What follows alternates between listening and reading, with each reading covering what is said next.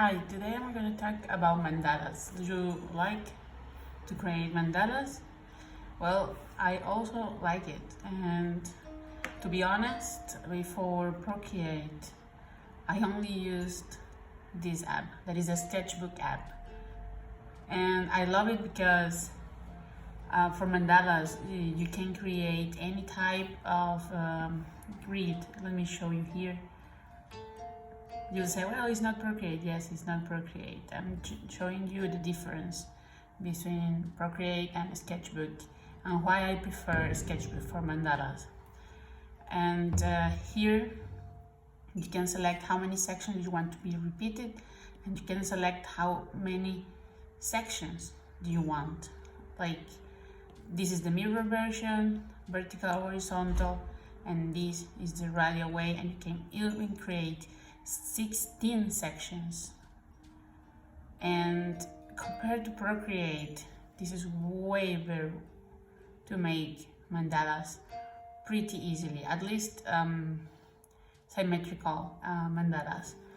Like, let me show you these, or I made this small up my two fingers and I really like it for making the mandalas. What happens in Procreate is when you try to create the same, you go here, canvas, drawing guide, edit drawing guide, go to symmetry, go to options, and you have radial. And you can choose if you want rotational symmetry or not, but as you can see, you can only have barely 8 sections instead of 16. I have this book I made for mandalas a long time ago, and I made a mandala for even numbers, for example, and uneven numbers. It was a lot of fun to make them, so I really recommend this for mandalas instead of Procreate.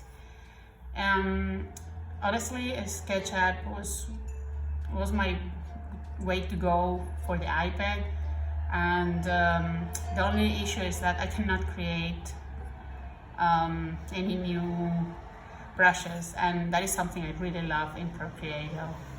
So what I do sometimes is that I import the drawings from Sketchbook to the Procreate app. So let's see how it works in Procreate.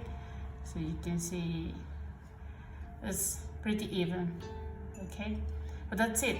You are interested to only 8. So I hope you like this video, and maybe try the Sketch app. Is free. Okay, so have a good day. Bye.